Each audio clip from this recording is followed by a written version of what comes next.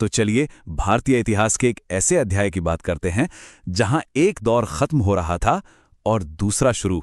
अरबों के बाद आक्रमणों की एक बिल्कुल नई और शायद पहले से ज्यादा ताकतवर लहर भारत की दहलीज पर दस्तक दे रही थी। आइए समझते हैं कि ये सब कैसे और क्यों हुआ। देखिए, भारत पर अरबों का जो आक्रमण था वो तो बस एक शुरुआत थी। कहानी वहां खत्म नहीं हुई। उनके बाद एक नई और कहीं ज्यादा मजबूत शक्ति उभर कर सामने आई, जिसने भारतीय उपमहाद्वीप का भविष्य हमेशा हमेशा के लिए बदल दिया। और ये थे तुर्क। तो सवाल ये उठता है कि ये तुर्क आखिर थे कौन और ये भारत की सरहदों तक पहुंचे कैसे। हमारी कहानी शुरू होती है मध्य एशिया के एक शहर गजनी से, जहां एक नए और बहुत ही महत्वाकांक्षी साम्राज्य की नींव रखी जा रही थी। और ये सब हुआ बहुत ही तेजी से। सोचिए, 962 ईस्वी में अलप्तगीन गजनी में एक आज़ाद राज्य की बुनियाद रखता है। सिर्फ 15 साल बाद 977 में उसका दामाद सुबुक्तगीन गद्दी पर बैठता है और भारत की तरफ पहला कदम बढ़ाता है, हिंदू शाही राजा जयपाल को हराकर। ये आने वाले एक बहुत बड़े तूफान का संकेत था। और फिर 998 में मंच पर एंट्री होती है उस शख्स की जिसका नाम इतिहास में हमेशा के लिए दर्ज हो गया, महमूद गजनवी। चलिए अब आते हैं कहानी के मुख्य किरदार पर, यानी महमूद पर। देखते हैं कि कैसे उसने न सिर्फ अपने पिता की विरासत संभाली बल्कि खुद को इतिहास के पहले सुल्तान के तौर पे स्थापित किया। साल था 998। अपने पिता सुबुक्तगीन की मौत के बाद 27 साल का एक नौजवान महमूद गजनी के तख्त पर बैठा। उसे विरासत में एक छोटा सा राज्य मिला था, लेकिन उसकी आंखों में सपने बहुत बड़े थे। और यहीं से एक नए और उथल पुथल भरे युग की शुरुआत हुई। और यहीं पर एक बहुत ही खास बात हुई, सुल्तान की उपाधि। सिस्तान के शासक को हराने के बाद महमूद ने ये टाइटल अपनाया। ये सिर्फ एक नाम नहीं था, ये एक ऐलान था। वो ऐसा करने वाला पहला तुर्क शासक था और इसके जरिए वो इस्लामी दुनिया में एक नई तरह की ताकत का दावा कर रहा था। अपनी ताकत को और मजबूत करने के लिए महमूद ने उस वक्त के अब्बासी खलीफा से भी मान्यता हासिल की। खलीफा ने उसे यामीन उद्दौला यानी साम्राज्य का दाहिना हाथ और अमीनुल मिल्ला यानी धर्म का रक्षक जैसे बड़े बड़े टाइटल दिए। और हाँ, इसी यामीन टाइटल से ही उसके वंश का नाम यामिनी वंश पड़ा। तो अब जब सत्ता पूरी तरह से हाथ में आ गई तो महमूद ने अपना पूरा ध्यान भारत की तरफ लगाया। और इसके बाद जो हुआ वो था हमलों का एक ऐसा सिलसिला जो रुकने का नाम ही नहीं ले रहा था।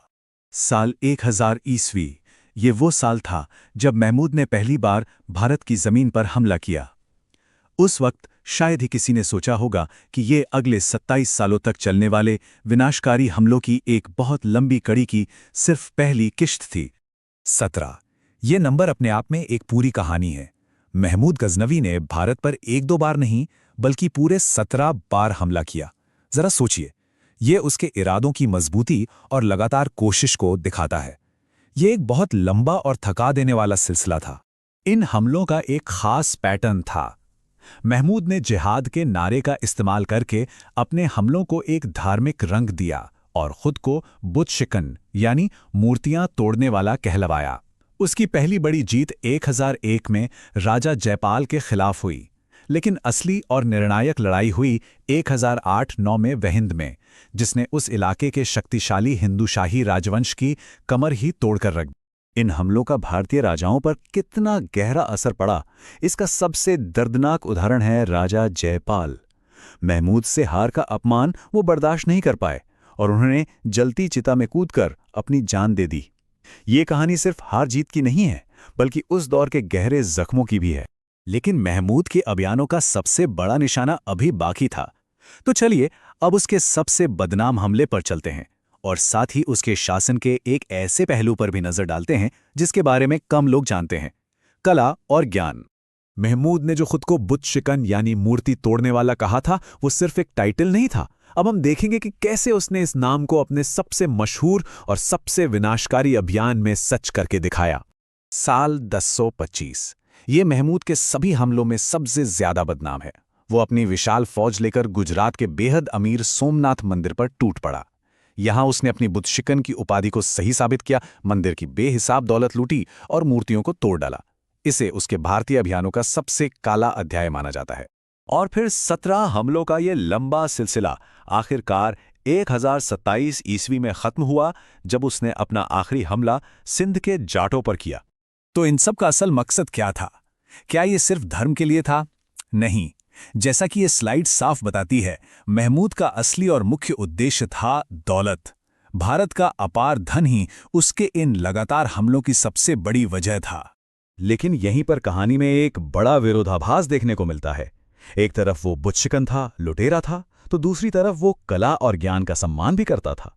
उसके दरबार में अल-बिरूनी जैसे महान विद्वान थे, जिनकी लिखी किताबुल हिंद आज भी उस जमाने के भारत को समझने के लिए एक बेशकीमती खजाना है। फिरदौसी और उत्बी जैसे बड़े कवि और इतिहासकार भी उसके दरबार की शान थे।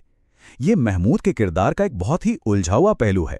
तो सोमनाथ पर हमले और जाटों पर आखिरी आक्रमण के सिर्फ कुछ साल बाद 1030 ईस्वी में महमूद गजनवी की मौत हो गई, और इसकी मौत के साथ ही भारतीय इतिहास में हमलों का एक बहुत लंबा और दर्दनाक अध्याय खत्म हुआ।